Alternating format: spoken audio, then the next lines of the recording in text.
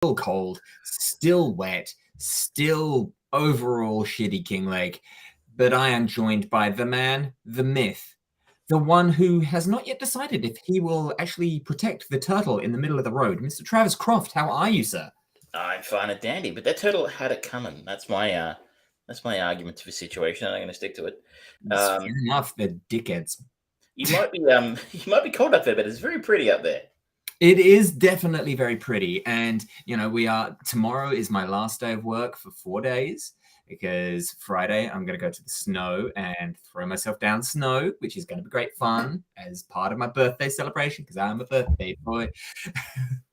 And then I'm going to be burning shit off on Monday with friends coming up and helping me out. And apparently it seems like it's going to become like a cleansing thing. Like a load of people who said they're coming, it's like, oh yeah, I've got some stuff that I'm going to burn off as well. Okay. Just a pro tip, if they bring bodies, I would recommend calling the authorities.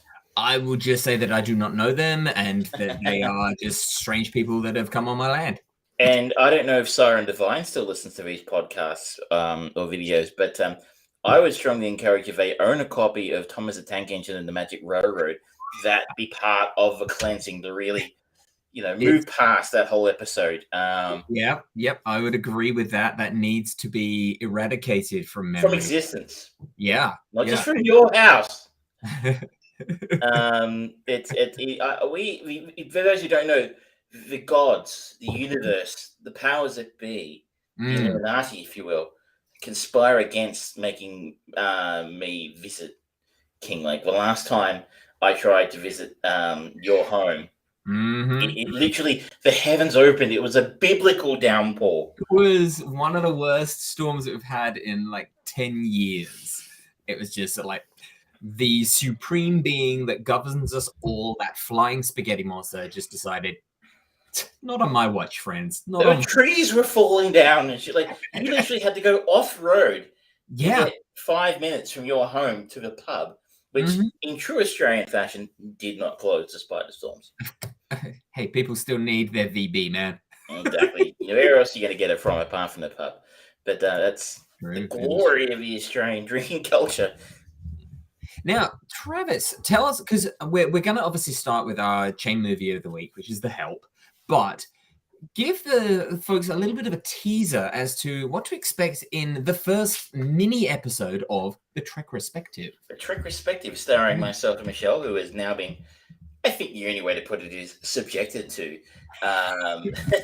the of Trek, Star Trek cinema. I had someone actually recommend watching a fan film to me this week. I'm like, hey, I'm not going to do that to her because she'd never speak to me again. So on Saturday night, we did watch Star Trek: The Motion Picture, and I think if I could speak for Michelle, she might say she'd never seen anything quite like it. Now, often when people say something like that, there's the predisposition to assume, it's a positive thing. So you'll have to find out, ladies and gentlemen, if it was or if it was not. Is she Trekkie now? I mean, you stay tuned. You will find out. So it's been a busy week for me, so I've not got lots to talk about otherwise, but I managed to watch the first episode of Ms. Marvel on Disney+. I've watched the episode 3 of Obi-Wan Kenobi, and I watched the finale of Shining Girls, which I've been enjoying on Apple TV. Elsewhere, Travis has been going back to The Boys and The Staircase, as well as The Help 2, and we're going to be... The Help 2 sounds like a crappy sequel you'd find on Chibi. Yeah, this is when they push too far. No, it would be some sort of like weird woke thing, sort of like The Help 2. First, it was the Black community. Now, it's the Latinas. Or something Next, like that. It's the pets, the dogs fight back. Oh, no.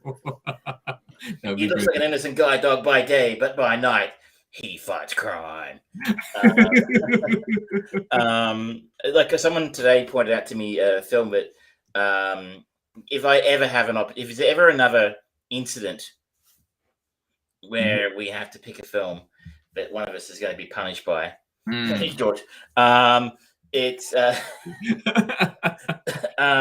it's going to be this. It's called Top Gunner, and it's from 2020, and it stars the one, the only, the legendary Eric Roberts,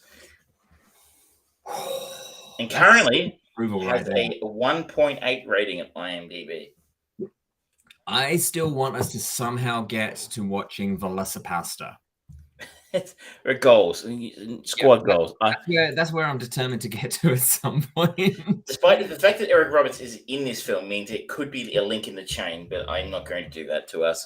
Yes, he is a link to literally everyone. Should we start with actual chain quality production as opposed why to not? Let's do that. knockoff Top Gun films?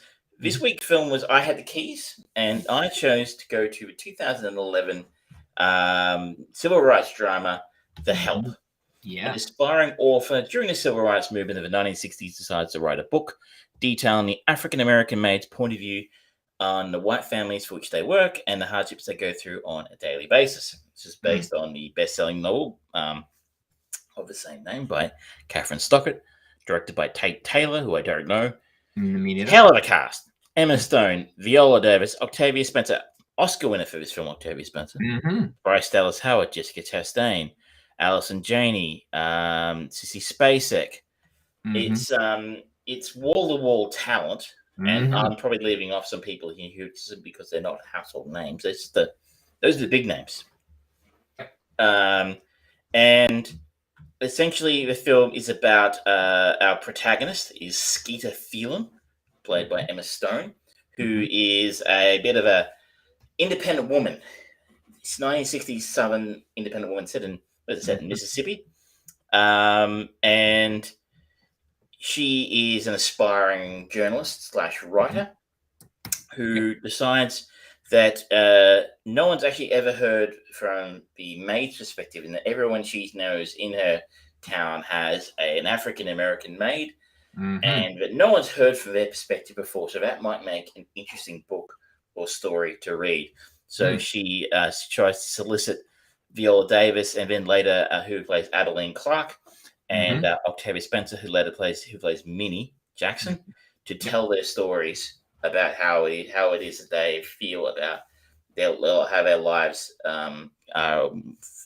operate really as people, the maids, and the help for white people, especially considering they're essentially responsible for raising white children. Yeah, and you get a very clear kind of image of what period of time this is, because you have conversations about one of there's the conversation, I think it's Hilly Holbrook, played by Bryce Dallas Howard, who's almost unrecognizable in this in many ways. She talks about they're talking about, oh no, it's not her, my apologies, it is, I think it's Jolene French, played by Anna Camp. She talks about how her maid was essentially left to her in the will of a grandmother, and it's like they're still property, they're still considered property in this particular state. But then at the same time, you get this brewing backstory of more news about Martin Luther King marches and things like that, as well as sort of like the shootings that happen, and the KKK still being very active in and openly active in those environments. So it's an interesting period of time for a very interesting and revolutionary book to be coming out, and that's the big thing for me about this movie, is that it is based on a real book, and that it is essentially a slice of life in a time where a lot of bad fucking shit happened. I guess the thing to say here is that I'm not familiar with the novel. It is a novel. Assuming it's a novel. It's in IMDb, it's credited as being a novel. So I don't think that means it's based on actual events. Like, I don't think Adeline Clark and Minnie Jackson, these people actually existed or based on real people, as far as I can tell. Okay. So I guess that's just one thing to keep in mind here. So this film, as I noted, won one Oscar. It was nominated for a number of others, I believe. Octavia Spencer was our winner. Sorry, 3 other Oscars it was nominated for. Jessica Chastain and Viola Davis both got acting nominations, and it lost Best Motion Picture of the Year as well, but it was nominated. Film coming for a fair bit of criticism by a number of people, including one of the stars. Viola Davis herself has come out and said that she regrets doing this picture, despite getting the Oscar nomination, which was undoubtedly good for her career, because I think she's a bigger star now than she was 10 years ago when this film came out. And I think that kind of comes from a place of what's the way it was described to me was white savior syndrome. So if you think of a film that kind of reminded me of this was The Blind Side, starring Sandra Bullock. Fair assessment. Yeah, which is another film that kind of got that criticism of being, well, it's all about this African-American guy with great talent and, perseverance, and he's a survivor of an incredibly rough and hard childhood to become and remain a very gentle and, pleasant guy and talented football player and yada, yada, yada. But the reason he was able to make it and make the most of himself is because of the heroic white family who rescued him from the street. And taught him how to play football, which is actually not true. The real guy already knew how to play football when he was adopted by. That is based on a true story. And so they kind of they took some liberties of a truth in that film. This film, I think you've got to separate it into its parts for me. So I thought the acting and the performances were uniformly outstanding. Agree. Particularly, I would say Viola Davis and Octavia Spencer just own the film. Like every scene they're in, they are incredible. Like the way Viola Davis plays Aileen Clark is just incredible. You can see this incredible tenderness she has with their family, the family she works for, not her family. Her employer's child, who is Mae Mobley. You see her when she's working with Mae Mobley, just how tender and beautiful she is with that child. And you is smart, you is kind, you is important. Trying to build that child's self-confidence from a parent who is, throwaway line that she has about when she's talking when the mother gets pregnant again. So I hope that this other kid is pretty because they'll have a much easier life. And the mother at best is distracted. At worst, well, that's me being polite. At worst, there's a word for that. It's negligent. Neglectful would probably be the more accurate way of putting it. But so you can see her with this child and flicking from that to the tired, worn out, frustration that's in her eyes in dealing with the parents in the family and just doing the day-to-day, stuff that she's there for, and being forced to use a separate toilet. Because there's this.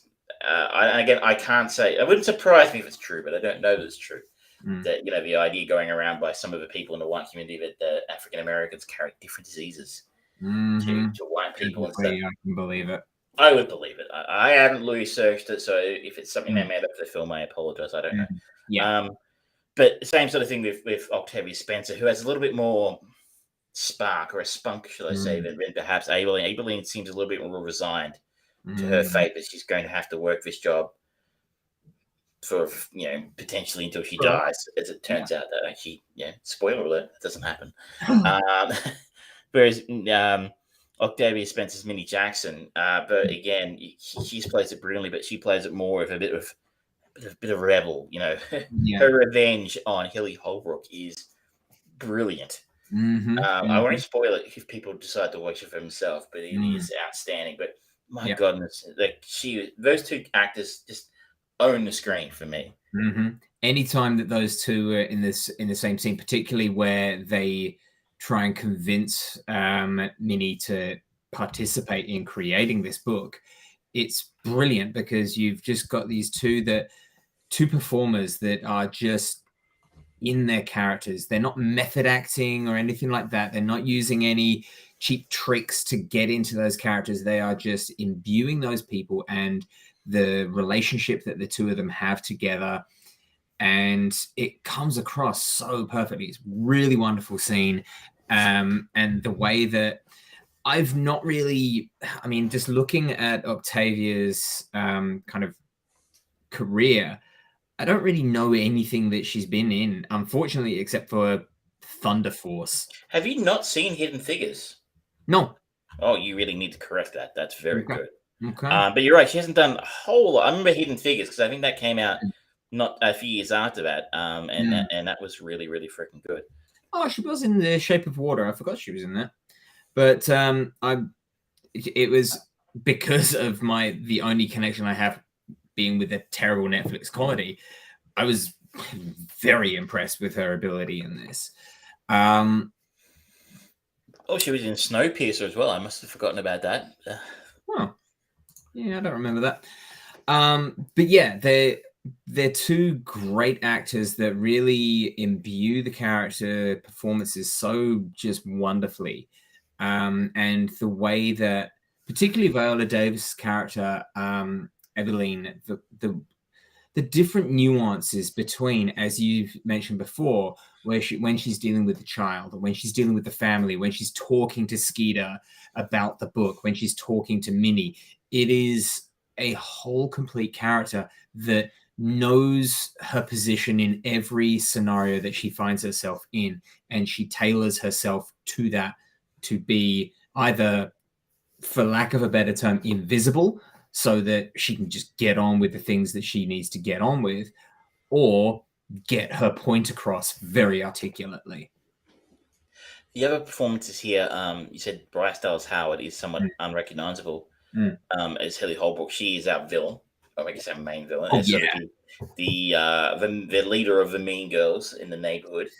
And I was talking about this. I thought she was almost at the point of being a cartoonish villain, almost mustache twirlingly evil. But you know what? I kind of believe there were people that fucked up who lived in that part of the country during the 1960s, and probably even today, to a hopefully significantly lesser extent. But she channels our hatred. She really is the stand-in for Jim Crow America. So props to her. She did an excellent job of being hated. You know, she did what she had to do. Jessica Chastain as kind of the outsider, the white outsider, Celia Foote. I enjoyed Jessica Chastain's role in this quite a bit.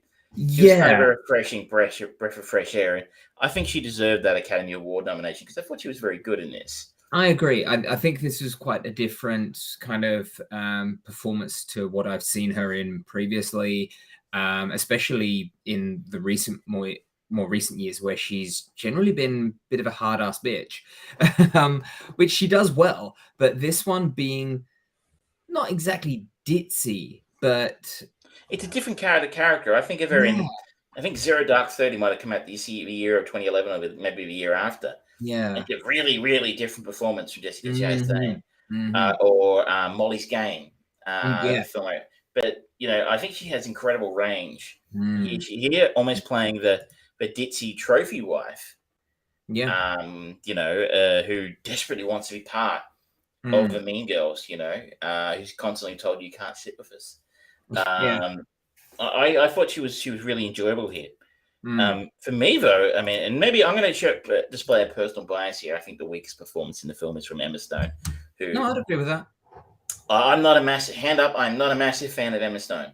I didn't really enjoy her in Spider-Man. I didn't like the Amazing Spider-Man film. The fact that people are kind of, we want to see Amazing Spider-Man 3. No, you really, really don't. The first two were terrible.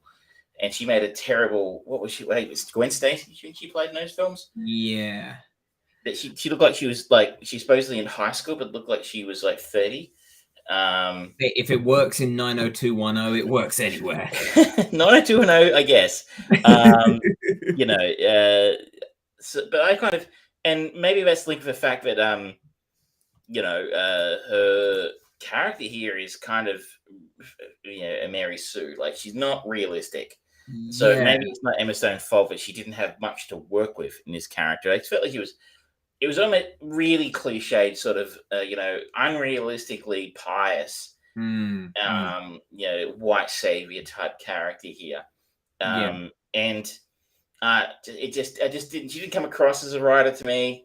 I don't know. And she sort of had this I'm an independent woman kind of thing going until she met a handsome man who gave her half a minute's attention, and then apparently they were married. I found the fact that they even Oh, they were introduced them. married?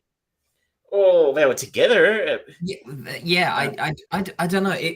I couldn't care less for that because she was the most uninteresting character in the whole film, and it did feel like I don't know whether it's kind of society serving the idea of she's got to find a man to be happy and all of that stuff, but That she was did. certainly there, but it didn't. I wasn't getting that impression. Her mother was like, "Oh, you need to meet a man," and her friends were like, "You need to meet a man," and I just never got the impression from her that was something she really cared about until she basically went on a date with this dude. And I got the impression from the way she was acting. She's like, "I'm going on this date because I have to," Yeah. and it's what expected of me. And when she turned up to the date, her hair all messed up because she drove a truck or something, and it didn't reek of someone, her character, actually giving a crap about the romance angle, and it kind of felt tacked on. I mean, I don't know why it was there.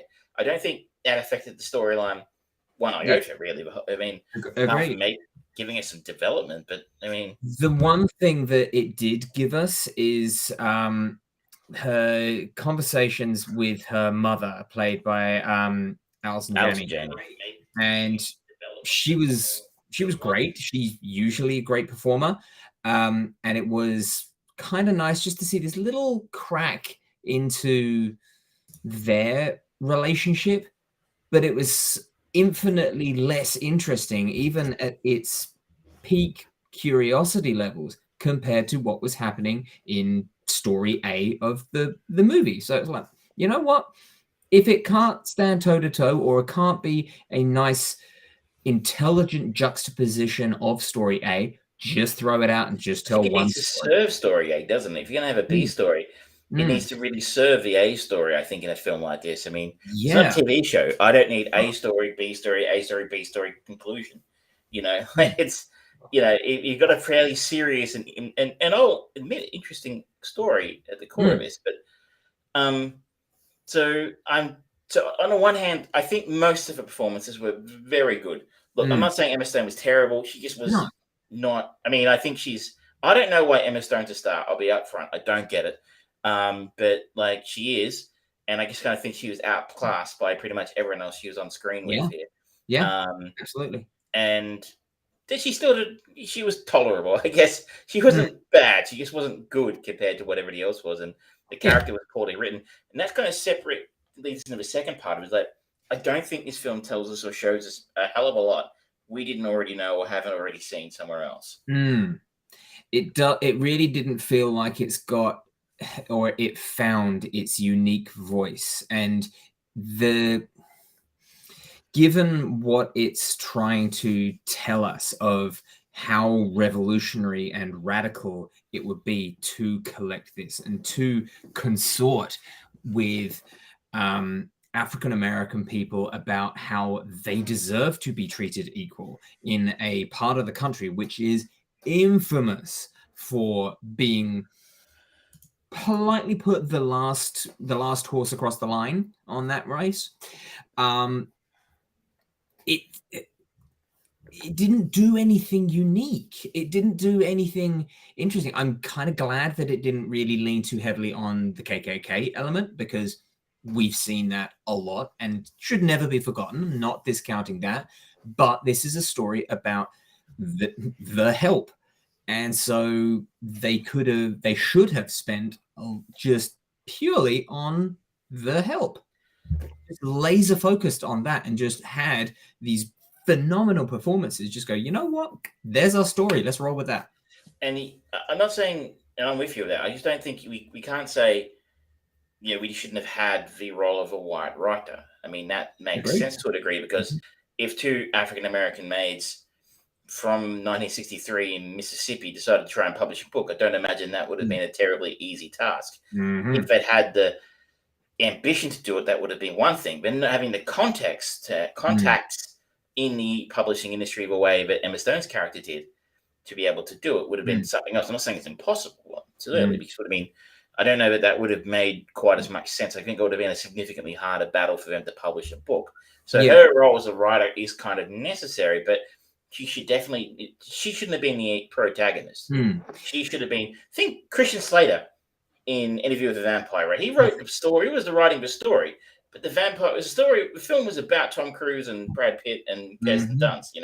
She should have been the fifth wheel. Not the one up front of a story the whole time, because So the narrative of her story as well, the revelations of what happens with what was her nurse or her maid called? I can't remember now. You're the older one who I can't remember, but yeah. Constantine. Constance or Constantine. Yeah. It felt like it came too late in the movie to really make sense. Like if they had truncated and just shortened that whole thing of seeing, like, opening the movie, for example, with her being brought up with this and then her just coming home one day and the help is gone, to then suddenly a few years later she finds out that she died and things like that, and that has kind of put her on this path to help. And then we have just nice big chunk of the women just talking and being inducted that way. It just felt like because the relationship that she has with her mother is like, okay, it's being suggested to us, the audience, that they're a progressive family in an otherwise very rigid old form world, and yet the mum still bent to this will, and we don't that doesn't get revealed until later on, but it's suggested, and we never see any reason why, beyond the goodness of her heart, Emma Stone kind of takes up this mantle. And I feel like that reasoning doesn't come until she finds out years later that her favorite help died. I was like, okay, I feel like that's the missing part that we should have seen when she was 12 or something. I don't know. Not even really spend any time with her. Like, her story is immaterial somewhat. Like, her story of her mother, well, interesting and well acted, and Allison Janney's fucking brilliant. Like, love Allison Janney. But why are we spending all this time with her? Like, really, shouldn't we spending more time be with the actual help and their life? We really only get a peek at their life a few times. Yeah. Like, even scene after the assassination of Medgar Evers, who was a civil rights activist, and we see that scene where she gets kicked. Where Aileen gets kicked off a bus and has to basically run home to avoid the white mobs and the riot going on. But like more of that, less Allison Janney, unfortunately. Yeah, I mean, I kind of feel like it should have been told almost like a series of vignettes or an anthology of, like, the opening one is Coraline's story of her raising Emma Stone's character and then being kicked out. And then we go to Abilene and Minnie, and we just keep with those. And then the character of Skeeter just pops in every now and then. She's sort of like, oh, you've got these interesting stories, but the focus is always on these phenomenally interesting characters instead. And then it's like, yeah, we don't need to know anything about the life of Skeeter at home. We really don't need to know anything about her romance life. Fuck that. And Bryce Dallas Howard's Hilly Holbrook is such a scene-chewing, mustachio-twirling bad guy. We don't really need anything more to express how fucked up she is, how horrible she is. And we can see that from Minnie's point of view. It was kind of overcooked, I think. I think that's a good way of putting it. I just think it was a bit facile, and didn't really get down into the actual most interesting part of the story. It kind of it's dealt with it on the surface. Yeah, here's an interesting surface story about how horrible the 60s was before how the South was in the 60s before the civil rights movement. So Yeah. it's not the worst film in it. It's not saying it's a terrible film by any stretch. I was fairly entertained all the way through it, mainly due to the quality of performances. And it is interesting to see how horrible those people would how horrible the white community treated anyone of color in that, mainly obviously the African American community at the time. And I found myself marveling that I don't understand I wouldn't put a whole lot of faith in the idea that Mississippi's a whole lot different in a lot of ways. Obviously, Jim Crow laws are gone, and you can't, own people like even unofficially as in this film. But I'd suggest that life's still pretty freaking hard for African Americans in that part of the country. These are still states in the US that deliberately introduce voting laws which make it harder for people of color to vote. And try and disenfranchise them because they know that they're not going to. The people writing the laws know that people of color are never going to vote for them. So you'd think that people in that part of the world would be kind of embarrassed that they're viewed as backward shitheels, but they kind of lean into it. So when you believe something wholeheartedly, it's hard to convince. But if you're a Mississippian. Or anyone from the south of the US, and you listen to us, I don't know why, but thank you. Not trying to tar everyone with the same brush, and just saying these broad strokes. Yeah, the south in the US is still, I think, a fairly unfriendly place to be for a lot of people of color. So it's pretty disappointing. I think, though, if you're really interested in a deep dive into the civil rights movement and life as an African American in the South, I don't know that I can recommend this as being a particularly reliable film for that sort of thing, or a particularly nuanced. It's very Hollywoodized, I think. It's like, oh, we're talking about this, but we're not really talking about this. If you want to talk about a film about race, I would go with a film like, and it's a different time period, but maybe a film like 12 Years a Slave before this. Yeah. I thought that was maybe a better film than this one. But if you've got maybe something like Hidden Figures, I mentioned it earlier. It's again in the 60s as well, but a different type of story. I think it was a better film than this one.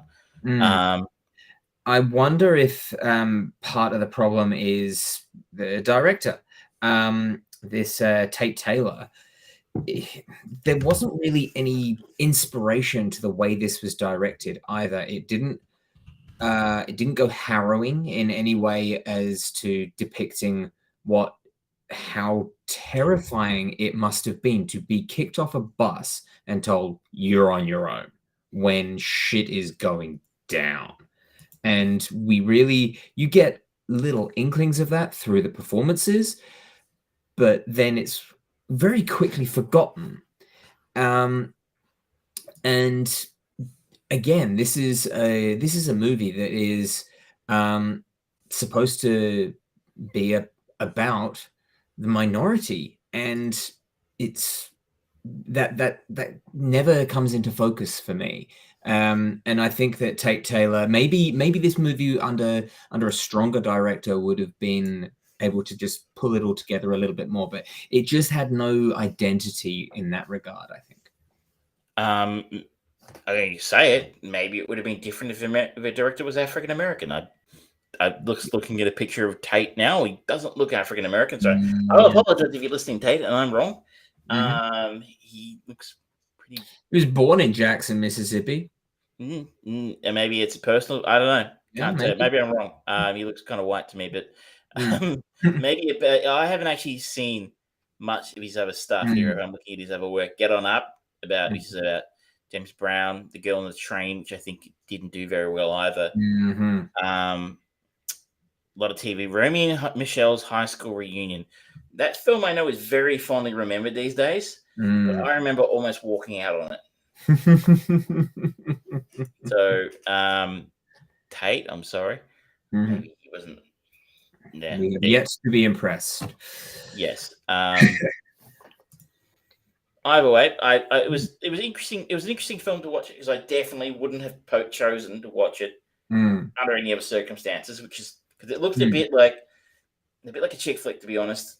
And you know what? It kind of wasn't really. But it just didn't scream a film that I really wanted to see. So That's kind of why I've chosen is to really try and push us a little bit, like you said last week, to watch some shit that we wouldn't normally watch. Now, it's my turn to take control again. And I'm gonna take quite a veering redirect, but it's going to a movie that I have actually never seen. We're going to follow the legendary Sissy Spacek.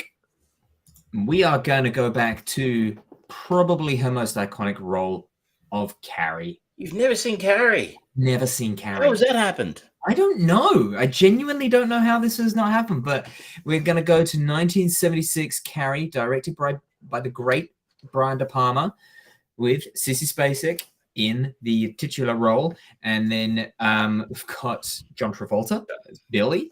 We've got Piper Laurie, who people will probably go, I don't know who that is, but you'll probably know who she is. She was in Twin Peaks. She was in The Faculty. She's one of those people who's just popped up because she's an institution, essentially. So we've got a good few ways for you to potentially... Of course, written based on the book by the great Stephen King. Don't know who that is.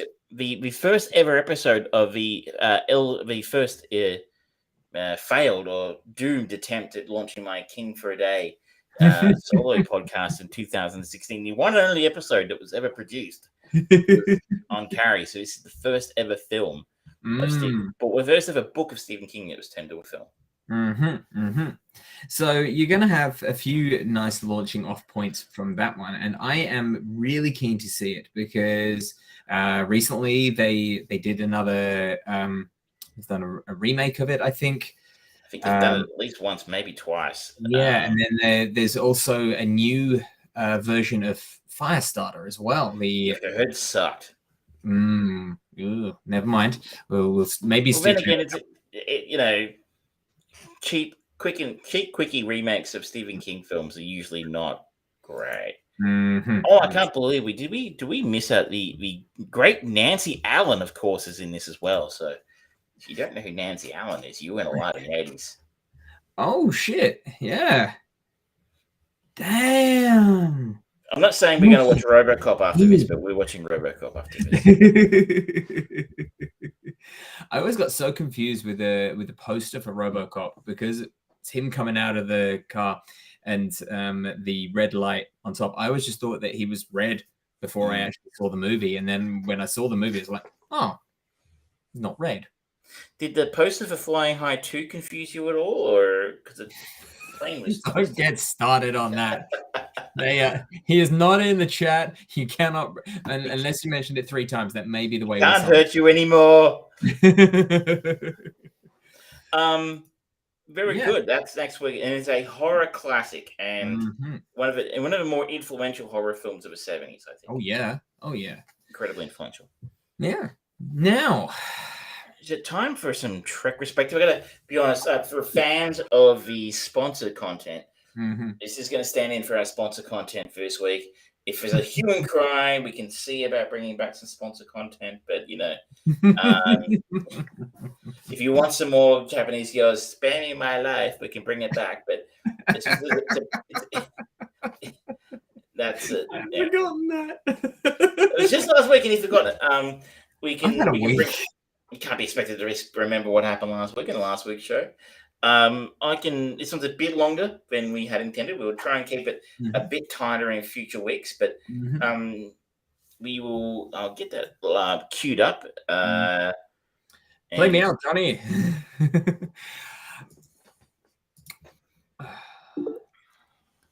Okay. Oh, we're gonna have double trouble. Double Travis.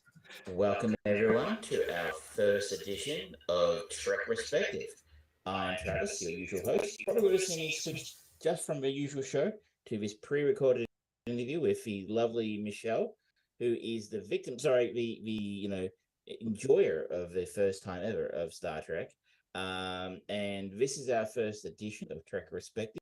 This weekend just passed, we had the great pleasure and joy of watching the first ever Star Trek movie, Star Trek The Motion Picture, released in 1979. And the synopsis: when an alien spacecraft of enormous power is spotted approaching Earth. Admiral James T. Kirk resumes command of the overhauled USS Enterprise in order to intercept it. Classic cast: Shatner, Nimoy, Ferris Kelly, James Doohan, Michelle Barrett, George Takei, Walter Koenig, Michelle Nichols, joined by Stephen Collins, Decker, and Persis Kambata as Lilia. So, Michelle, this is the first Star Trek movie you've ever had the pleasure of going. What did you make of 2 hours and 12 minutes of glory with this Star Trek motion picture? Now, I know we have to talk for about, 5 minutes or something, but I just wanted to say no, just no, was my first reaction.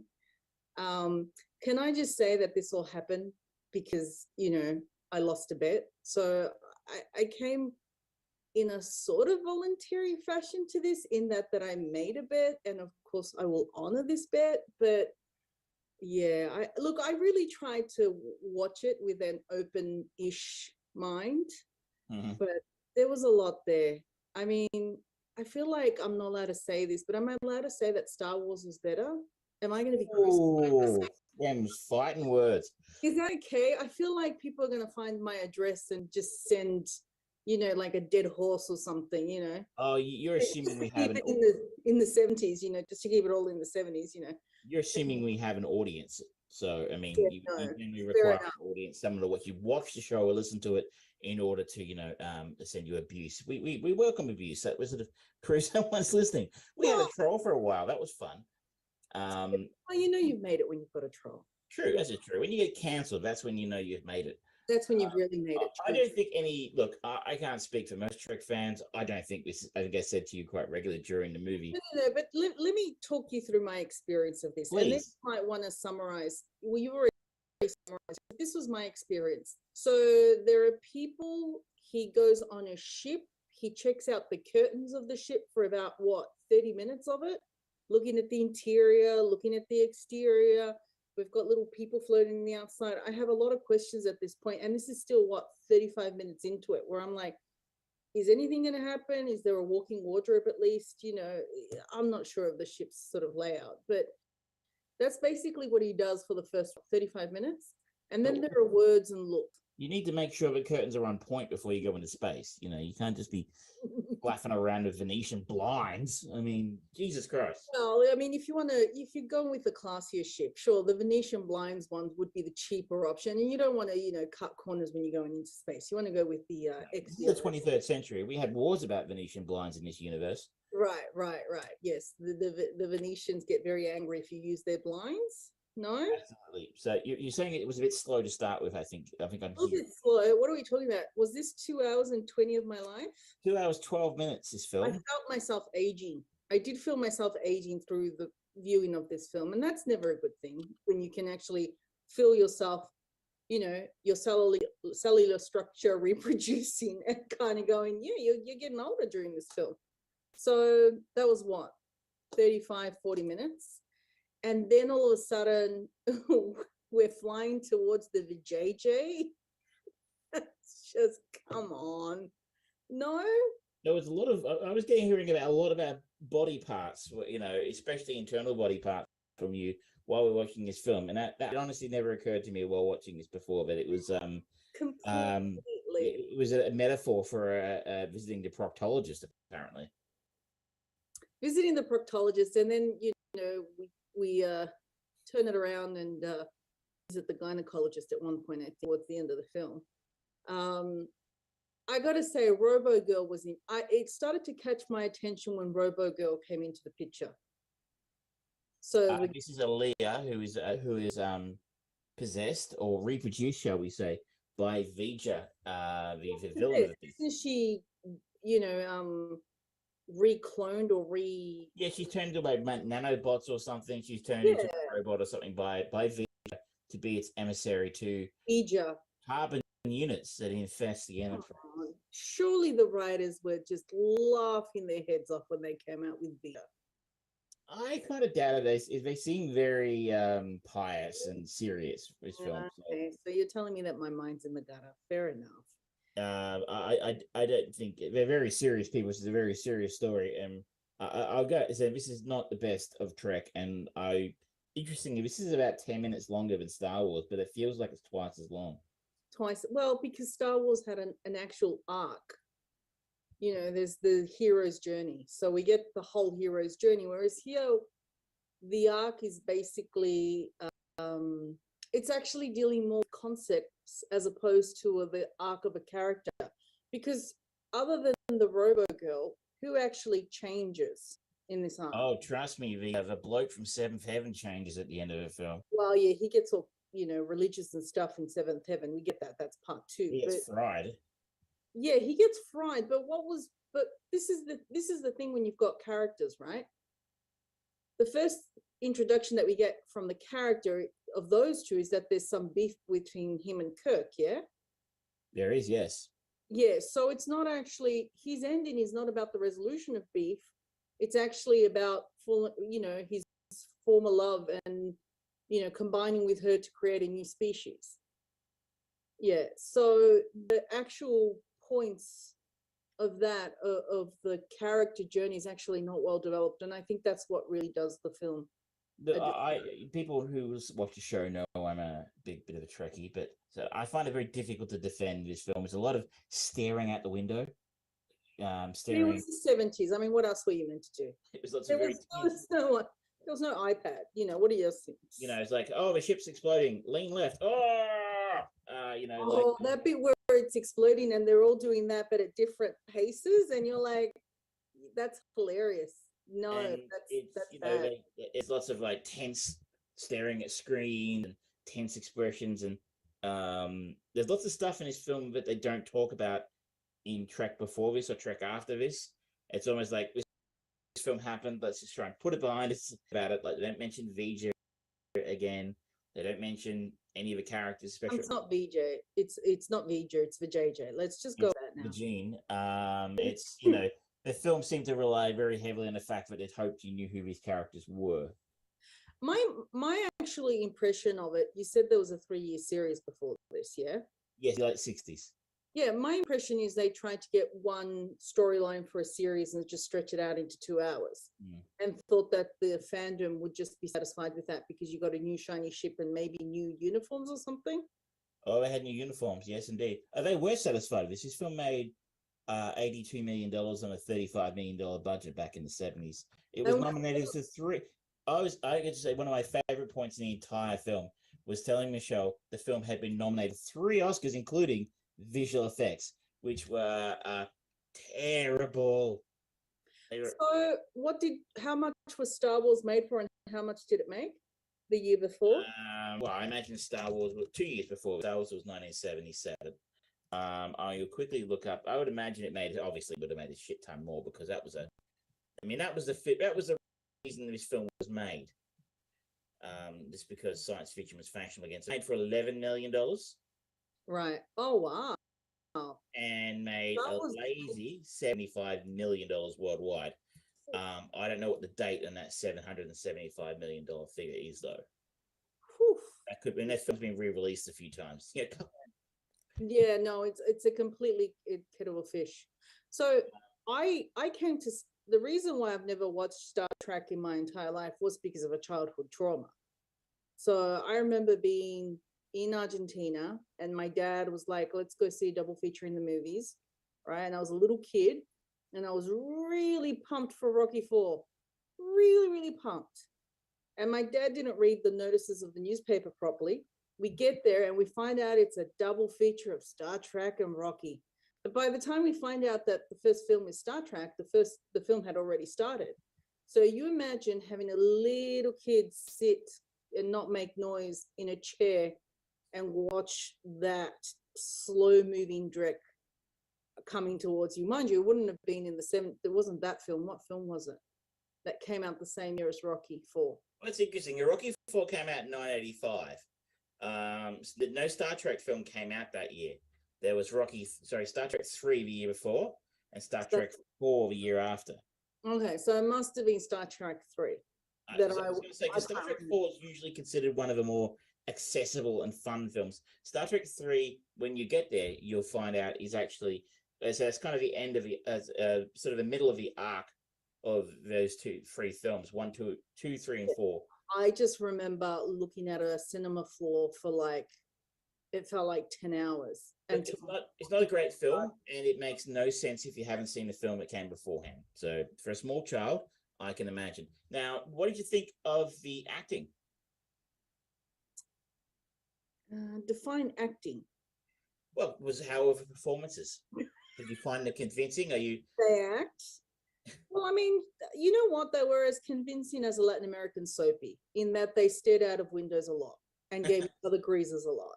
So, I think the film really hit its stride by the end, though. Like by the third act, that's when it's more interesting ideas. The last 20 minutes, I'm like, oh, okay, this is slightly interesting. We're dealing with big concepts of life, birth, death, species, why are we here? How are we created? Who is God? I get that. I got that in the last 20 minutes, but I would have liked that compacted in say half an hour as opposed to. You no argument from me. So this is why we like Trek, is because these are the ideas that Trek can explore, but Star Wars just doesn't, because it's not what Star Wars does. Yes, but I don't have any problem with the whole point of storytelling is to explore those larger themes. I agree with you completely, but you just can't have those things hanging off nothing. The characters didn't quite fit into the themes, their arcs. The plot wasn't what we call bittersweet. I find ironic plots or bittersweet really hit home the mark when you're dealing with thematic issues. It had none of that. So if you're going to go with the big lofty stuff, which by all means I'm all for, I would never say no to a film that tries to deal with the big lofty ideas, say philosophically, like the first Matrix, second and third, which I know you hate, but I love. By all means deal with those philosophical issues, but it has to be pinned to the character arc and a bittersweet, give the audience what they need, not what they want. There was nothing of that. And stuff needs to happen, like actual stuff, not just staring at windows and pretty visuals, which look like someone filmed the inside of a kaleidoscope. But also, maybe that was okay for the 70s. Well, I guess the best special effects, so someone enjoyed them. I mean, I've got 12 more films of this, so maybe it gets better. We'll revisit this in Star Trek 2 when they actually double down and actually realize you need stuff to happen in the film rather than just having cool pictures and characters you love from TV. There you go. There's the title, Star Trek. Stuff happens. Well, yes, give him some ideas. Abrams is sure as hell out of them. So out of, you had 10 lockdowns, how many lockdowns would you give this? By 10 lockdowns being bad or good? 10 being the perfect number of lockdowns, of course. We are Victorians. We're the most locked down people on Earth. So I feel I aged as much as like 7 lockdowns. So we're going with the thing that, towards the 10 is the bad. Okay, yeah. So you give it, so that would be, say, the equivalent on IMDb of, say, a 3 out of 10. There you go. I give it 7 lockdowns. 7 lockdowns. So in other words, our very unusual scoring system, that's bad. That's bad. This was a bad film, and it was very hard to watch, and I like Star Trek.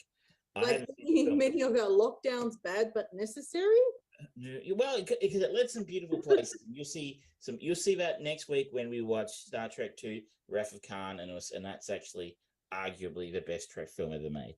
Well, obviously my karma is low that I'm having to do we're this. Going to end it here because we've gone a little bit over our 5 minutes, but I thank you for joining us, Michelle. No problem. And we will see everybody next week on episode 2 of the Trek Respective. We look at Star Trek 2, The Wrath of Khan. See you all next week. Back to you. There we go. Scathing review on the first ever Trek Respective from Michelle right there. I don't think she liked it. I have a feeling that she's going to ponder on it, and she's going to warm on it. It's only going to take like 20 years, and then she'll look, honestly, I hadn't seen that film in probably 20 plus years myself. Like, I remember thinking it was really one of the lesser Trek films. and Yeah. it's really, really bad. Like, it is so boring. The first hour, nothing happens. It's just like really like jerking off over the visuals of the Enterprise, and and to sort of a point you made there, like all this stuff happens in the film, like they go into warp. Oh my god, we're in a wormhole, and you're like, what's a wormhole doing in warp? Why did that never happen before? And it would have been kind of cool if they actually mentioned Vija in some of the other films. Like I was just mentioning to you in the chat while we were watching that play out, that it almost feels like the rest of the series was a retcon. Like, we'll reboot it. Don't mention the first one. So it's actually a really bad film. It's a terrible film. Mm-hmm, mm-hmm. But I think that she's got a bit of a treat for the Wrath of Khan. Wrath of Khan is a better film. Oh yeah, I don't know how the Star Trek the Motion Picture has a 6.7 on IMDb. It's way too high. Yeah, that's a bit of just fan love right there, I think. But thank you to Michelle for being a good sport, and assuming she survives Star Trek the Wrath of Khan. We'll be back next week with our next bit, and we'll try and keep it shorter. I apologize. No, that's totally fine. I feel like we need to have your background needs to be a timer, and just at the start of this segment, we have the twins from The Shining in the background, and then eventually by the end, if you haven't finished, they're right behind you. I think it might be a bit beyond our friends from Zoom. I will try to find a more appropriate background for next week's show. And I'm going to try and figure out how to have us in gallery view like you and I here, because I don't exactly. It's been a long time since I've recorded a Zoom call. I think we used to record initially via Zoom before. Yeah, we did. At one upon a time, we were ahead of the game, you and I. Boom. Yep, trendsetters us. Now, do you want to talk a little about, speaking we're in space, we talked a little about Star Trek, and I mentioned Star Wars in that review. Do you want to talk a little about what you thought about the new episode of Kenobi? Yes, absolutely. It's boring. It's a boring show. It's entirely fan service, and I know exactly why it is boring and why I don't like it, and why I don't like what's happening with so many of the Marvel shows, and so far pretty much all the Star Wars content that they've made that's been the spin-off stuff, like the Solo movie and Rogue One and all of that stuff.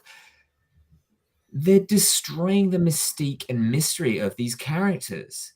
The allure of a Jedi was we didn't know everything. We didn't know what their full capabilities were. We didn't know everything. We didn't need to know everything. We had enough little bits and pieces, tidbits.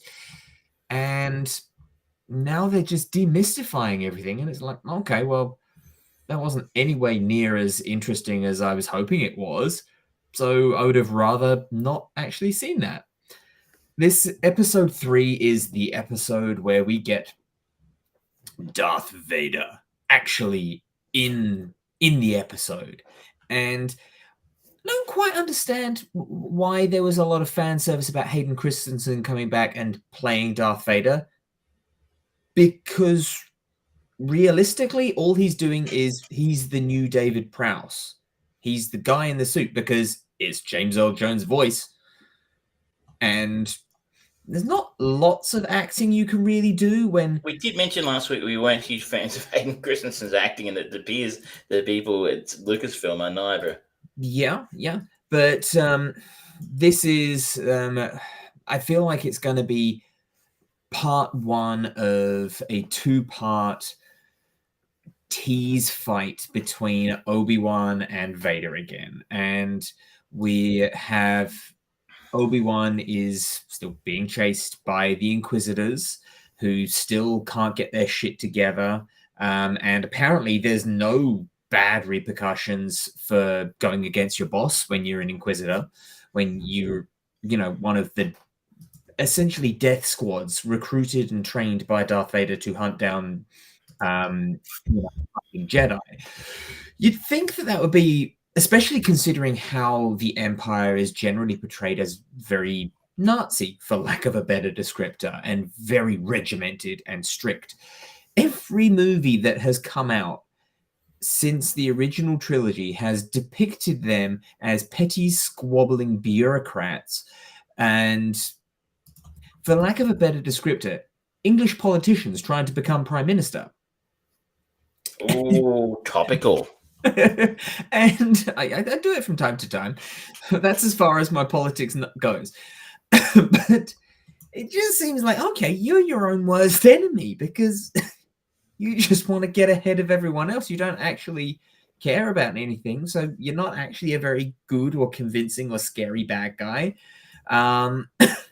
It's just trash.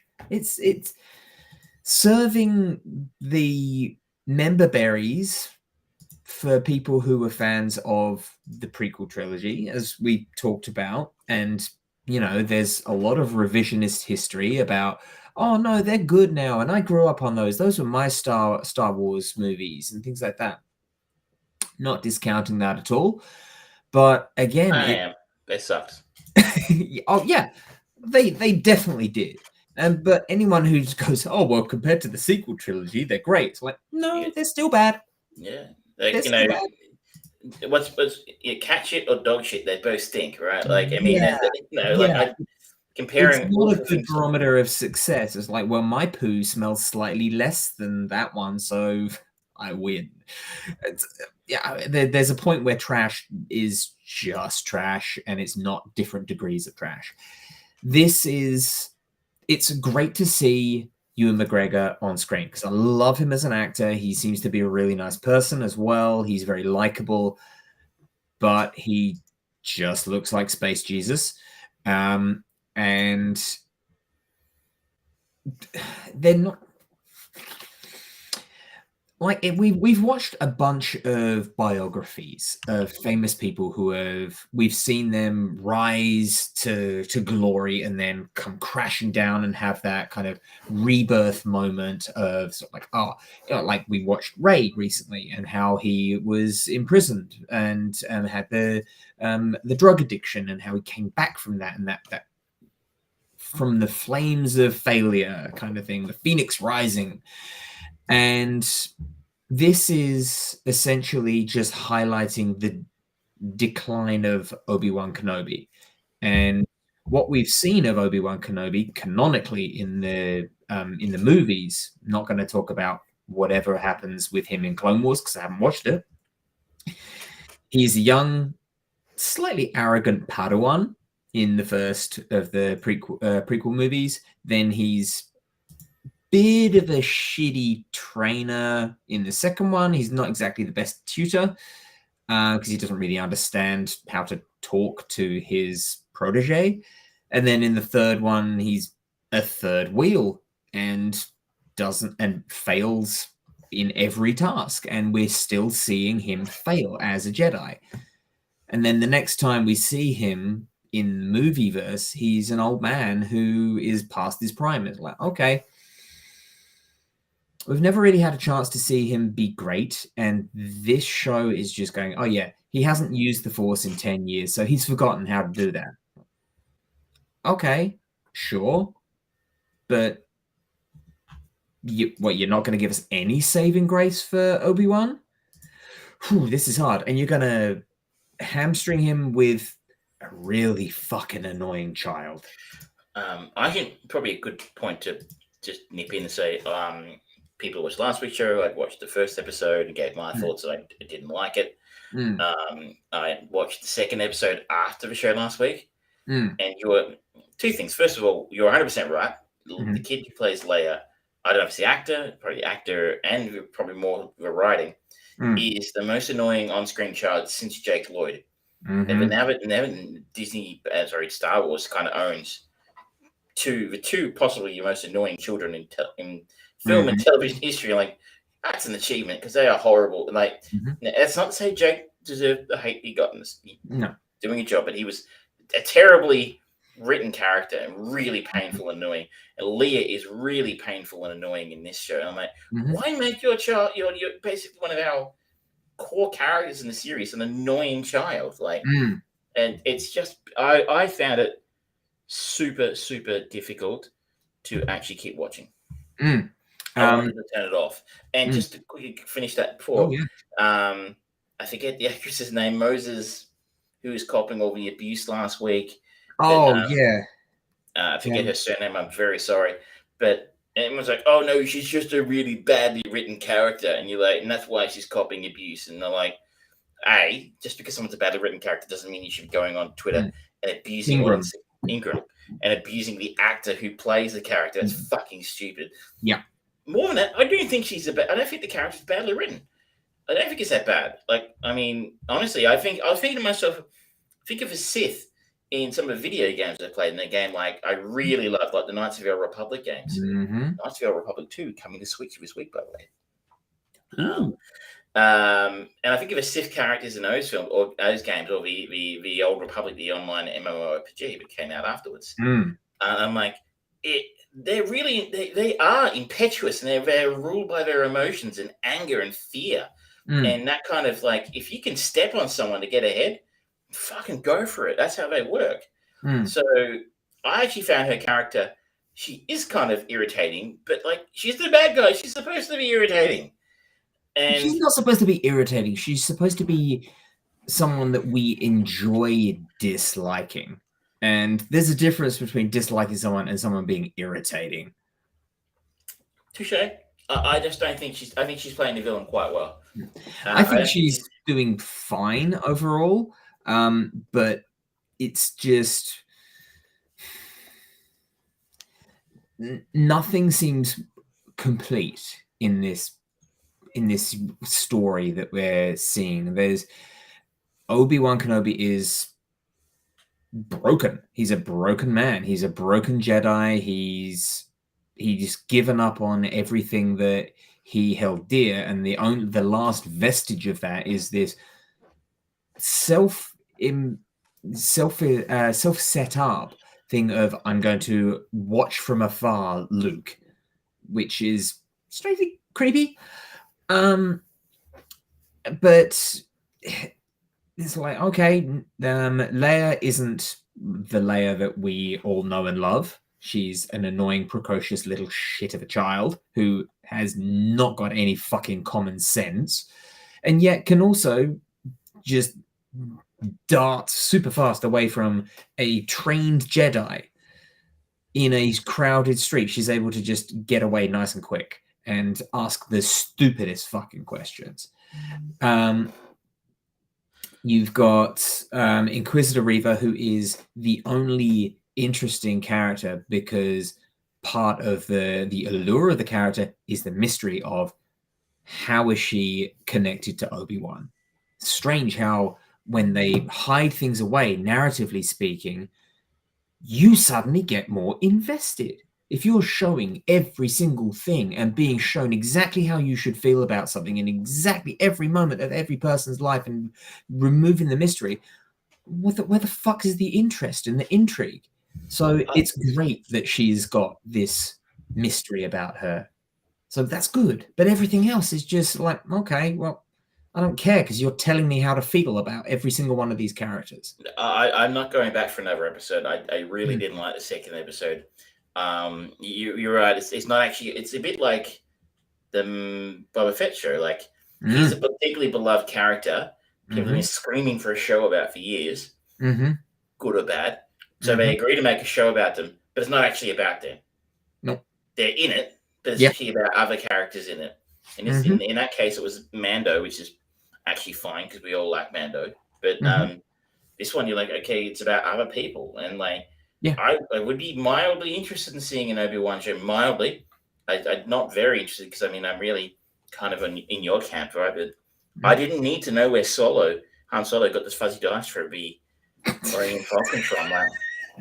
Like, I wasn't lying awake at night worrying about that. You know, like there's so many other interesting stories in that universe that they just carte blanche cast out when they took over and said the extended universe isn't canon anymore. You know, like, and now apparently it is, or some of it is again. Or you look at the video games. Oh, let's cherry pick this bit because we fucked up. So we need to go and get the bits that people love. Like the video games, like the Old Republic had a great story, those two games. But no, we're just going to go the boring, safe path. Yeah. Make the sequel trilogy, which I guess you always had to kind of do. That's where the money was. Yeah. But like, okay, you did that. You fucked it up. Everybody knows you fucked it up. Maybe take a risk. Mm-hmm. Like, I was just talking to someone the other day about our favorite film of the year, Everything, Everywhere, All at Once, Mm-hmm. and how that film took a risk.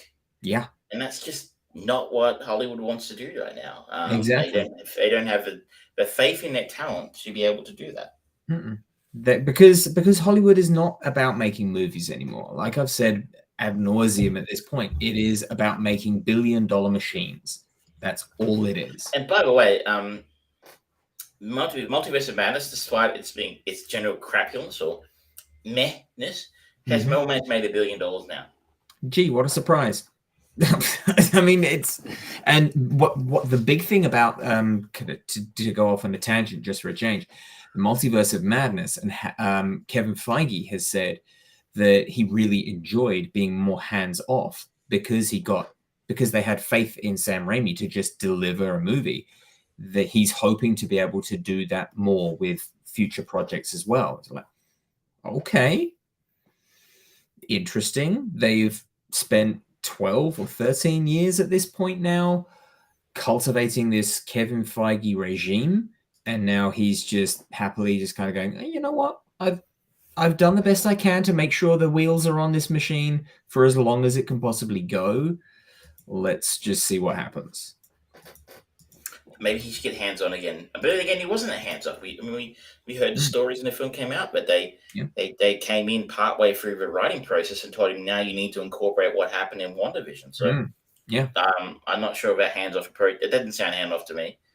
Someone like Sam Raimi, but anyway, I'm with you. I really found this quite dull, and I just find it so surprising that so many people are so in love with it. It's like, I feel like part of the problem is now that either has a Star Wars brand on it or a Marvel brand on it, or insert brand here, but people just mindlessly go, oh, it's good. I like it. It's like, oh, the production value is so good. It's like, that doesn't make a good product. You know, I know somebody who has become my own Kevin Smith in my life, friend, an acquaintance of mine, who when I see post stuff on Facebook, I'm just like, I don't care if you say it's good. You say everything's good. Mm-hmm.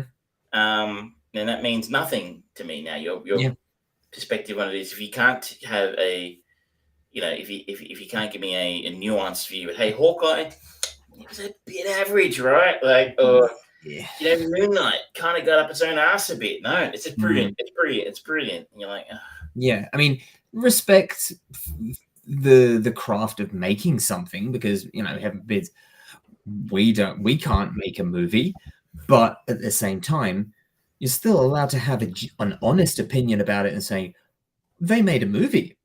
Well done to them. Shame it wasn't any good. You can respect someone's ability to actually get up and do something, but in the end, the product has to speak for itself. While we're on this tangent, you might have move sideways quickly into The Boys, if you please do. Properties. This is a tear us back from our usual Marvel rant. I feel like maybe it's a quick to tip in that we have, as of last week, season 3 of The Boys landed on Amazon Prime. Shamefully, my co-host still hasn't finished season 2. I would strongly encourage you to do so. Get around to it, because this is somehow, despite the fact this is being made by Amazon, you know, who are arguably one of the, if not the biggest company on earth. This is the anti-Marvel.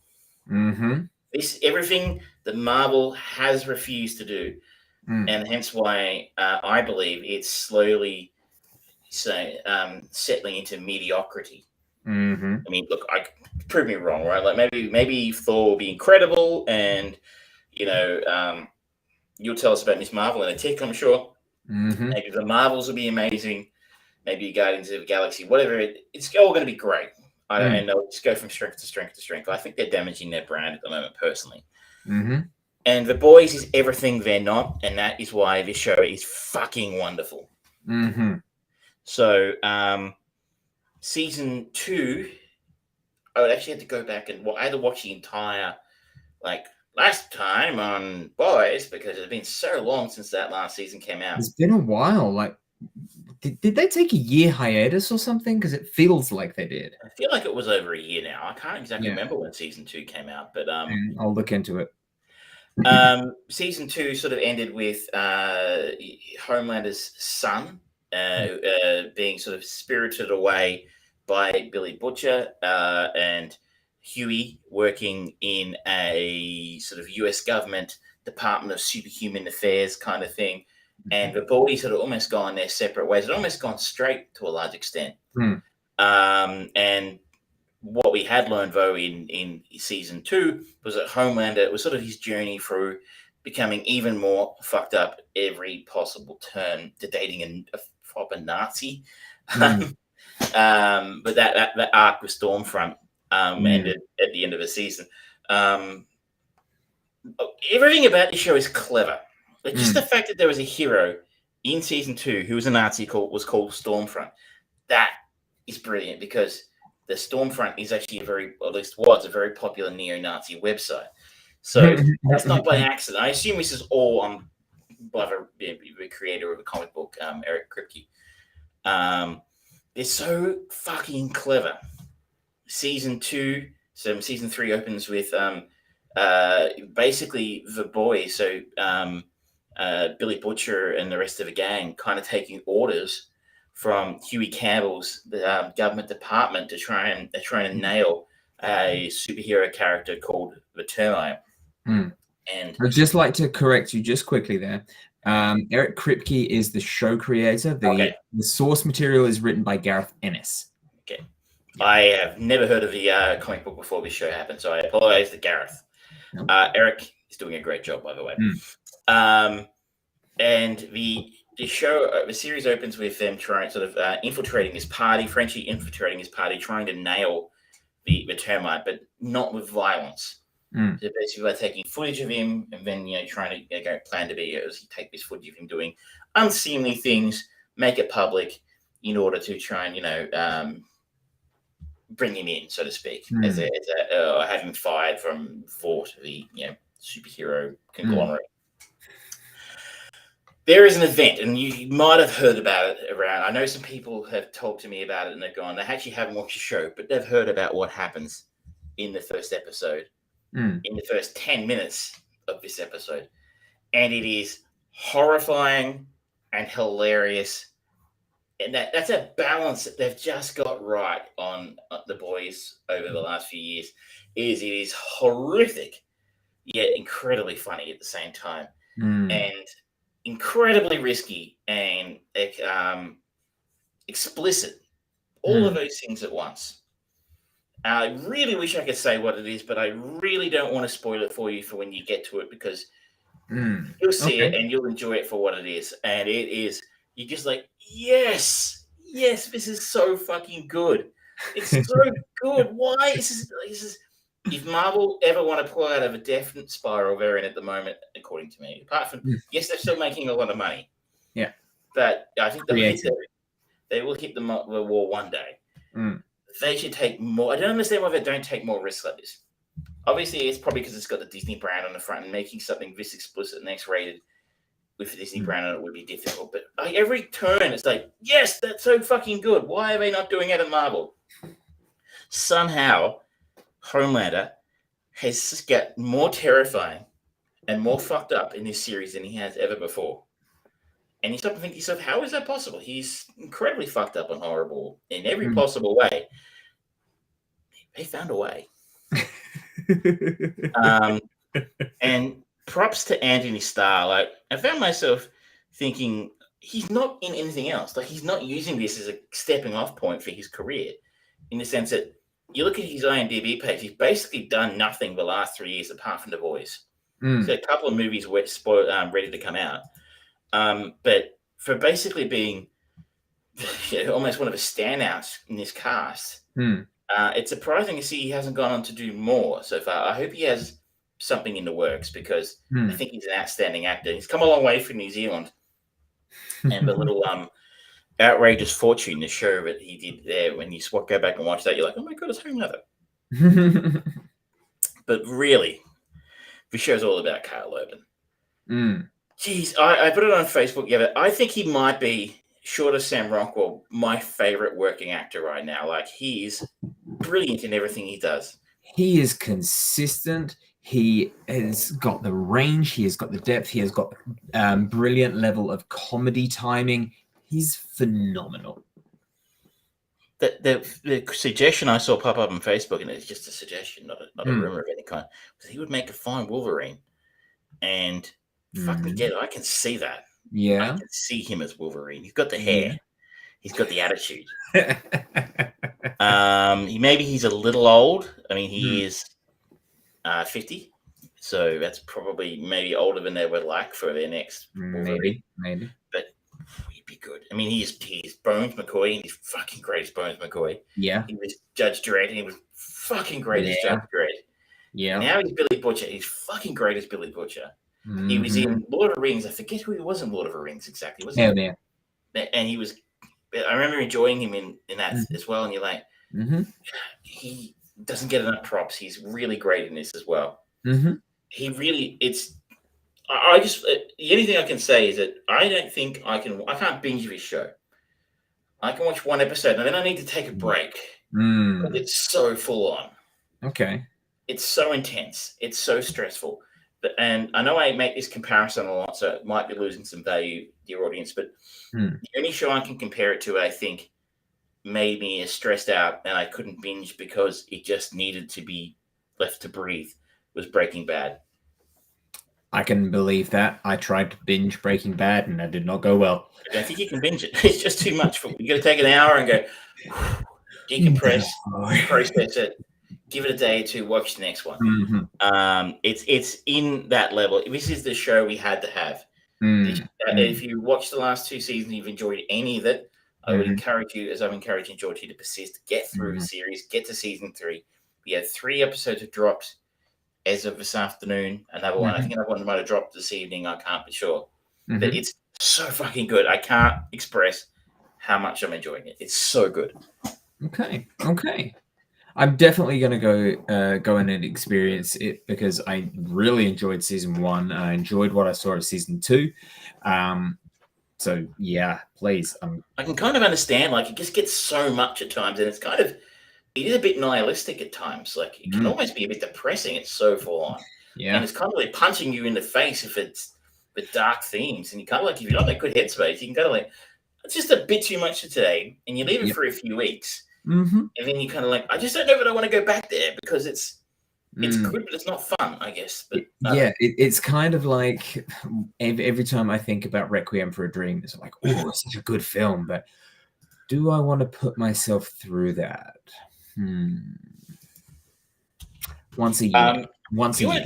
Do you want to tell us, while we're talking superheroes, you sort of blow it. Do you want to tell us about Ms. Marvel? Well, yeah, I'm going to talk about Ms. Marvel. I'm not going to go into spoilers because there are none. Because only 1 episode has released so far, and it is entirely about introducing you to Kamala Khan, aka Ms. Marvel. And it's New Jersey-raised Kamala Khan learns she has polymorphous powers. This is straight away a love letter to Edgar Wright, as well as what's the director of Spider-Man: Homecoming? John Watts. Yeah, John Watts. Yeah. Because there's so many similarities between them all.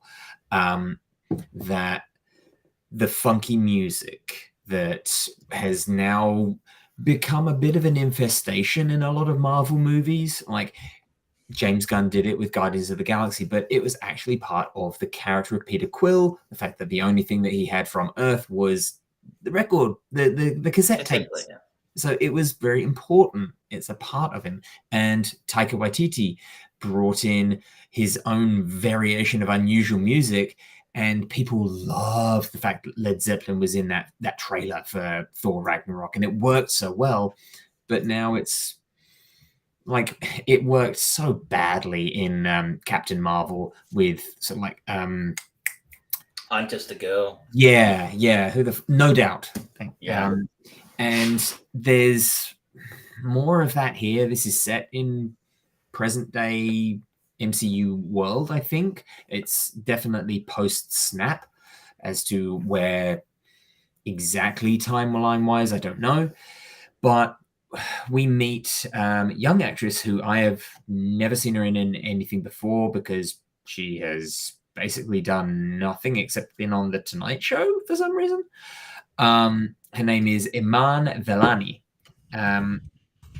And she plays Kamala Khan, who is our young heroine. She's a massive fan of Captain Marvel, and the whole opening of the first episode is like this kind of stop motion animation variation of her making a video for online about the final fight where Captain Marvel comes in and saves the day by destroying all the ships and punching Thanos and all of that stuff. It's like, okay, isn't that basically all that most people in the modern MCU, Joe Blogs on the street would actually know of Captain Marvel? Because we haven't seen her in present day. We saw her in the 90s, but she didn't really do anything particularly publicly. And she's doing intergalactic stuff throughout the course of Infinity War through Endgame. And she hasn't had another movie. So it's like, okay, your favorite superhero has had maybe 5 minutes of fame at this point. Interesting, but okay, fine. Her and her best friend, Bruno Corelli, played by Matt Lintz, are trying to get to AvengerCon. It's the first official Avengers convention in New York, and she has this big dream, big plan of winning the Captain Marvel cosplay competition. And we are introduced to everyone and everything in her life. Her parents, her brother, her uncle, I think it is, everyone and all of the people, her counselor at school. And I guess she's got something like ADHD because she's pulled into the counselor's office because she consistently just drifts off into her own fairy tale world and loses focus and attention very easily. She's bullied and picked on in school and things like that. And she's overall likable, but not particularly interesting. And her mother, played by Jali Bermani, who I only know because she plays the character Fiera Rai in the Critical Role spin-off Exandria Unlimited. Her mother's very kind of overbearing. She also voiced Symmetra in Overwatch for the people out there who actually play that game. Okay, well. No one likes Symmetra, but. No. It's an interesting relationship, but it seems to be really pushing respect to the show, showing another option of minority representation on screen, particularly in a superhero genre, of having the Pakistani family and Middle Eastern family and Middle Eastern culture of the surrounding area of New Jersey, where a lot of this kind of takes place. It's a refreshing take, but it's not very good at telling the story. This is the problem. I'm kind of giving it a pass for this first episode because it is introducing the world to Ms. Marvel, who certainly I don't know anything about. She has polymorphous abilities, which in the show they get given a box of her grandmother's belongings, and there's these kind of a brace in it, a bracelet, and she puts it on, and then that seems to trigger her ability. So I don't know if they're innately in her or if they're in this, and the way that they manifest it all happens. The last kind of 6 or 7 minutes of the first episode is just her suddenly actually having these powers. And my impression from watching the trailer was it was very much aimed at children. Do you think that's the case?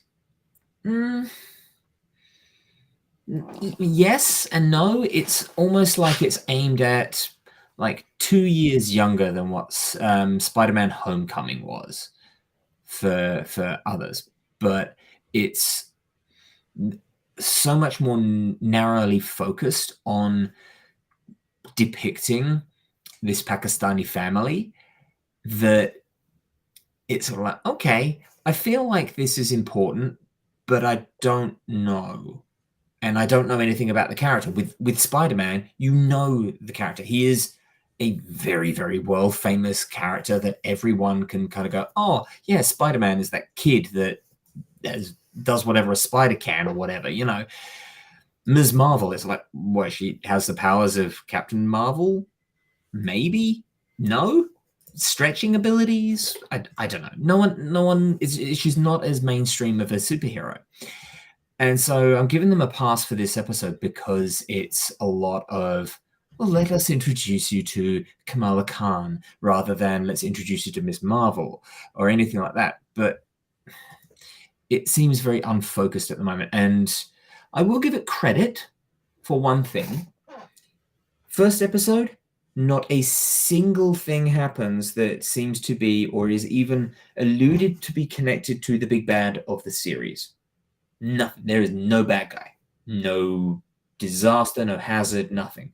The only thing that could potentially lead to it is her friend, Bruno, seems to be a bit of an inventor, seems to be quite adept at inventing. He makes his own version of Siri and for Kamal's parents, and he makes these kind of light up pseudo Iron Man-y like gloves that are supposed to be part of this cosplay. And notably, she leaves them in the bathroom where she's changing into her costume. And there's this moment where it's like, last call for everyone who's going to be in the Captain Marvel cosplay. And she leaves them. She leaves them there. So it's like, okay, is someone going to find them and create tech, kind of like what the Vulture did in Spider-Man Homecoming, where they're going to retro invent stuff from that? Don't really believe that, but that's the only thing of note that happens not to Kamala. And I said before about this is a love letter to Edgar Wright. At one point, I'm pretty damn sure she actually watches Scott Pilgrim. And so much of the camera work, like there's bits where she kind of collapses on a bed and the camera kind of follows her down. So it kind of feels just the camera work and the color and the cutting. There's sort of like moments where there's split screen happening and animation coming in. It feels very Scott Pilgrim, but not based on a slacker, but someone who's going to become a superhero. It's an odd one. It kind of makes me wonder if only they'd do a what if episode of what if Edgar Wright's Ant-Man, just to see what that would have been like. I'd be curious about that. But it hasn't got an identity at the moment as a show. It's Spider-Man Homecoming Light crossed with Edgar Wright crossed with teenage drama, but not really any drama unless it's family drama, in which case I don't really care because everyone seems to be kind of annoying and not actually listening to each other. So it's like, okay, you're manufacturing this drama because you want it to be a drama. Do you think you'll go back for more? Probably. Most of the people that I work with will have an opinion on it, so I feel like I need to know. It's like Obi-Wan Kenobi. I don't really care about watching more, but just watching it so you know what people to talk up and you can talk to people about. Yeah.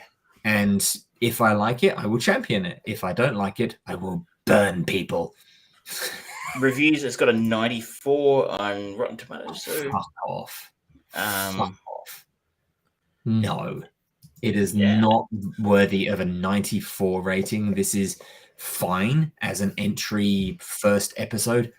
Nothing happens in it, though. The action sequence that happens at the end is not very well shot. It looks a bit half-assed, but it's not done anything egregiously bad that's like, oh no, this is doomed from the start. It's fine, but it's not 94%. This is a solid 82%. This kind of sounds like standard Marvel stuff that we've been getting of late. Yep, but with a little bit more dangerously, with a little bit more CW. Ooh, Yeah, you do not yeah. want any of that in your. This is the closest that Marvel TV shows have come to the CW stuff. That ain't a compliment, really. No, it's awful. The CW stuff is flat out awful. In fairness, they do try some fairly ambitious stuff, but they fail miserably. Mm-hmm. Yeah. So tune in next week for my more middling responses to Ms. Marvel. Man, well, that's kind of what I expected. It's kind of looking. Yeah. That's all I can say. Unfortunately, I would love to talk more animatedly about it, but it has said and done nothing. It's good or bad. Fine, I guess. Well, just to tie a bow on it, do you want to tell us about Shining Girls? Yeah. So the season finale of Shining Girls on Apple TV, and I've been talking a lot about this because it was inspired storytelling. There was that kind of, it felt a little bit Zodiac Killer with a time traveling kind of element to it, mixed with a little bit of Stephen King kind of inspiration. And largely I was right with all of that. Unfortunately, this final episode as the season finale flubbed it. Absolutely flubbed it. It resolved everything, but in an entirely unsatisfying way. There are leaps of logic that just happen because they have to, and the last 20 minutes of it is like, well, this stuff all happens because the audience will feel cathartic that happens to this person and that happens to that person. Like, oh, fuck off. You were telling an interesting story and now you just got fucking bored. And it's in, people have said of Stephen King that he doesn't know how to write an end to a book. And he often just takes the lazy way out. Whew, this takes the lazy way out. My God. And it's not even kind of remotely respectful to everything that has happened before. It's just, all right, we've got one more episode. Let's wrap everything up. How do we do that? And it sucks because the show was doing so fucking well. It's based on a book by Lauren Beukers. She's a South African novelist. And I don't know if this is how the book finishes because the only copy that I've been able to find on Audible is in German for some reason. But it happens a lot, actually. Yeah. And it's so disappointing because late in the series, like episode 4, I think it is, they introduce how this time travel element occurs. They don't explain anything about it, which overall I think is respectful and good. They don't need to. But at the same time, they set up a rule of how it works and who can make things work. And then that just changes because reasons. Mm-hmm. And it's the story needed to happen, that's why. Yeah, and it's like, okay, you could have actually told something really interesting here. You just chose not to. And I don't understand why. Because you were doing so well. Oh, it's so disappointing when that happens. Yeah. They pulled a Lost. Yeah, and it's because the production value was great, and then everything is like, okay, well, everyone got your last paycheck? Yeah, let's just run out the clock, shall we? That's disappointing. So disappointing. Now, given the way it ended, and you're obviously a bit disappointed with that, would you recommend it to people? It really soured me, that last episode. The first 4 episodes, fan-fucking-tastic. First 5 episodes, really strong. And then that last episode, just nosedived it, and I have no interest in going back and watching it again because it's like, well, they set up all this interesting stuff. They set up a compelling, interesting world that is filled with dread and interest and intrigue and mystery. And they got bored and walked away. So why should I even fucking bother? And that is a no. You would not recommend this to a new viewer. No, I can't. Despite of how really strong those first 4 episodes were, no. This has got a double thumbs down for me, and it breaks my heart to do it because the performance in it for 5/6 of this show are stellar. Everything about it is really top notch, and it's just the worst ending that I have seen in a TV show probably since Lost. That is not good company you're keeping.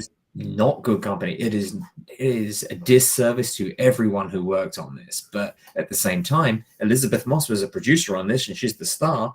So you'd think that she would have had some okay on this to go, no, you know what? Let's do something else instead. But she didn't. And maybe it is. That's just how it finishes in the book, and they were just being true to the book. I don't know. But if that's the case. I think that's lazy, right? Like, I think of a film like The Mist, based again talking Stephen King, the Viggo Mortensen film, and Frank Darabont directed that and didn't like the ending, so he shot his own ending. Even Stephen King, when he saw it, said, "Actually, that's better than my ending," just to support your original argument that he can't write an ending. Yeah, and like, so you're free to make me change the ending if you want to. It's not good. Exactly. No one's read the book. Yeah. And then the other big crux of this, what they did so well to start with, is this time traveling serial killer, and they leaned so heavily on that, especially in the middle of the series. You can think, okay, well, there's got to be a reason why these shining girls are being targeted. If there is, they don't explain it in the show. This stuff just happens because it's cool. But we don't even see any apart from Elizabeth Moss's character, where we see him the serial killer kind of stalking her from childhood to present day. You get notes of it with these other people, but no explanation as to why or how he's picking these people. You don't see anything at all to give credence as to his modus operandi, and it's just like, okay, so he does it for lols. Yeah, don't most serial killers do it for the lols? Totally. And that's why time travel. You can time travel for his. You do it for the lols. Yeah, and then the fact that he does these things and leaves these clues, like the Zodiac Killer was leaving these ciphers and things. It's like, okay, he's reaching out to communicate with someone. But no, later on in the show, we see he doesn't like the fact that someone's found him. But it's not because he's been outsmarted or anything like that. It's just... he left clues. Yeah. Okay. You're not a well thought out serial killer. Not a great plan. No, not a good plan. So it just ruined the show. So painful to say, but it did. That is a mega double thumbs down from George on The Shining Girls, which is a shame. Sorry, considering we were talking up. Yeah, I was really hoping for something magical, but nope. But now, let's finish up. I know I'll talk a little about the staircase and we'll give people their life back. Yeah. So staircase was kind of a random choice the other night after watching the glorious Star Trek The Motion Picture, which uplifted and transformed our lives and gave us hope again, made us believe again. Really, we wanted a palate cleanser and we couldn't find one. So I don't know if you do that thing now. You're like, I want something that makes me feel. I want a show that makes me feel this way. Then you end up flipping through all the streaming services you have access to, going, nothing there. And then coming back to, we went to binge which we've been Yes, the unfortunately. long-forgotten streaming service. It's a shame because all the HBO stuff's on there. Yeah. And I really we don't like giving money to Murdoch, but here we are. So The Staircase tells the story of Michael Peterson, a crime novelist accused of killing his wife Kathleen after she is found dead at the bottom of a staircase in their home in the 16-year judicial battle that followed. So this is based on a true story, I think, from memory. I am fairly certain there was a documentary as well, but I don't remember. It might have just been called The Staircase, and I'm almost certain there was a podcast as well. Because I am fairly certain I saw the I know I saw part of the documentary series. It was from 2004, so that's how long ago it was. 2004 to 2018. So gosh, I don't know.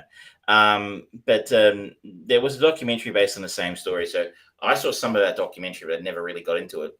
But this TV show is I guess the fictionalized version of that true story. So a lot of people are going to be familiar with the underlying story, and they probably know what happened. Fortunately for me, because I never watched the documentary all the way through, I don't know what happened.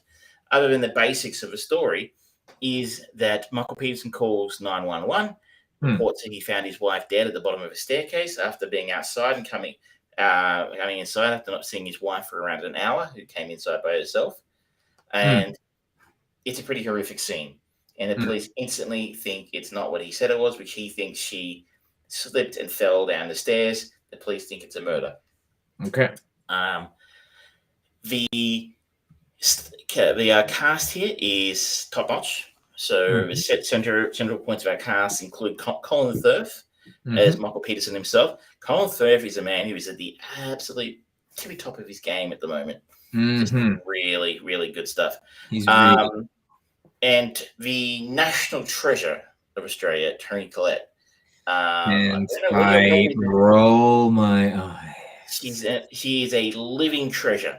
She is outstanding at everything. The reason we chose to watch this is because Colin Firth and Toni Collette in it, and generally speaking, they're not going to pick something as direct to work in. Especially Colin Firth, probably. Toni Collette does a lot of TV these days, but they're not going to do stuff if it's no good. So based on the first episode, they have done. They made a good choice again. It's high quality stuff. Patrick Schwarzenegger is in this. I'm assuming he's going to go out on a limb here and say he's related to the Arnold Schwarzenegger. I'm guessing. Not too many Schwarzeneggers out there these days. Well, there might be. I'm assuming he's related to Arnie. Sophie Turner pops up in here as well. And of course, for those who don't know, Sophie, best known for stinking it up on Game of Thrones, and as even stinking it up even further in X-Men Dark Phoenix. I don't know why people cast people from Game of Thrones and shit. They are invariably terrible actors, each and every one of them. The only one who's even remotely any good, aside from Peter Dinklage outside. And Sean Bean. He was in the first couple of years, wasn't he? He was only in the first season, yeah. The people who became famous because of Game of Thrones. Momoa is probably the only one who can stand aside from that. Even then, he's not very good. He just looks good with his shirt off. Yeah, and he only survived like a season and a half, I think. So, they're terrible actors. All of them are terrible. Emilia Clarke. Everything I've ever seen her in, she's been awful. Oh boy, yeah.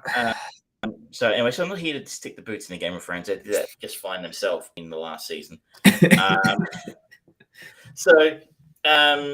What is interesting about this show is we start off with that 911 call. We start off with the police arriving, and we look at the scene. There's a lot of blood there, and you're like, what's really nicely done about this show is the first half of the episode is really going, well, look at this, in a really interesting way, in a really subtle and nuanced way, going, let's look at all the evidence. But it's not just going procedurally, like, following a police detective looking through something like that, but very nicely shown through, cleverly is the word I was looking for, showing us all the different parts of a story. And if you watch the first half of it, the first episode's an hour and 5 minutes. You're looking at Michelle and I looking at each other going, well, quite obviously, he did it. So what's the story here? Okay. But then we start to see other things start getting thrown in, other story like, okay, she was a drinker. She liked to have a drink. She was probably a bit drunk on the night. She was known for getting a bit wacky and a bit rowdy when she was drunk. Is this, look at this, look at this, look at this. And we're showing lots of different aspects of his crime in that first episode in a really clever way, to the point where you're being led in one direction initially. Then all of a sudden you're like, well, hang on a second, how do you really know about this? Have you got the full story right now? So at the end of the first episode, we walk away going, wow, we've really been given a fantastic overview of the mystery here, and really a nice sort of seed planted for the whodunit. Okay. Did he really kill his wife? And I challenge anybody who doesn't know the story ahead of time to walk away from that first episode going, oh, of course he did it. Oh, no, he didn't do it. You just don't know. And they've really laid the groundwork really well in that first episode about who's who, what's going on, what happened, and where the central mystery of his story is. Okay. It's written and directed by Antonio Campos. I have no idea who that is, but I think he did quite a good job here with the first episode. I saw that he was the executive producer on a show that I started watching on Netflix called The Sinner with Jessica Biel and Bill Pullman. That was pretty good, pretty harrowing. So he seems to have an ability to do that balancing act of who's really at fault here, what's really going on.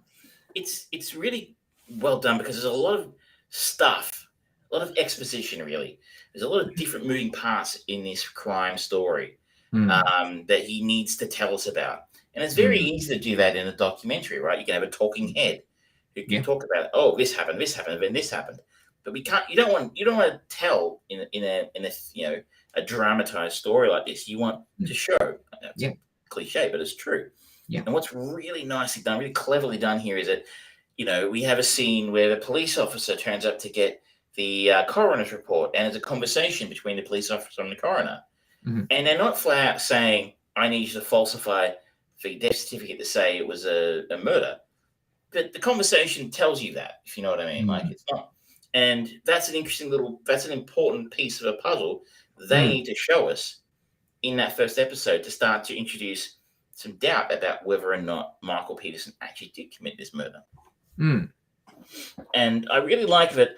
I felt like I was discovering it with the cast. The story was moving on. I was discovering all these pieces, and I wasn't being told how to feel about this piece of a puzzle or what this piece of a puzzle meant.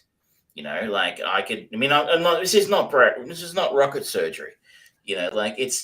It's not super hard to figure out where all these pieces go, but I enjoyed being allowed to sort of come to those conclusions on my own, rather than being led by the nose and going, "Well, look at this. This means this, and this means he's innocent. And this might mean he's guilty." And just let me do it all on my own. The production value is great. The acting's really super high quality. It's a really good production if you like true crime stories. Cool. Okay. Excellent. I'm going to add that to the list of things that I will one day get around to watching. You got 4 days off. I expect you to find it. You can watch it on the bus on the way up to the snow. Maybe. I think I'm going to be too excited. Well, I think that rounds up our show for this week, ladies and gentlemen. Like I said, it was, we're cutting nicely under the 2-hour mark, and we even had the first episode of Trek Respective. We talked about this week's chain movie, The Help, and I've picked Carrie to go on as the next link in the chain following Sissy Spacek. We had conversation about the Trek Respective, of course, as well as Obi-Wan Kenobi, The Boys, and Miss Marvel, going along a high-budget Star Wars superhero vibe. Cookie cutter. Yes, that's the best way of putting it. Followed by the disappointing end of Shining Girls, and then an uplifting to the show of a good review for The Staircase. So next week, like I said, we're going to talk about Carrie, and we won't be able to get it in time because of release, but I am going to be watching on the 16th the new Alex Garland movie Men, which the trailer looks suitably creepy, disturbing, and Do you think he's playing Charlie Sheen's character in this film? fuck off.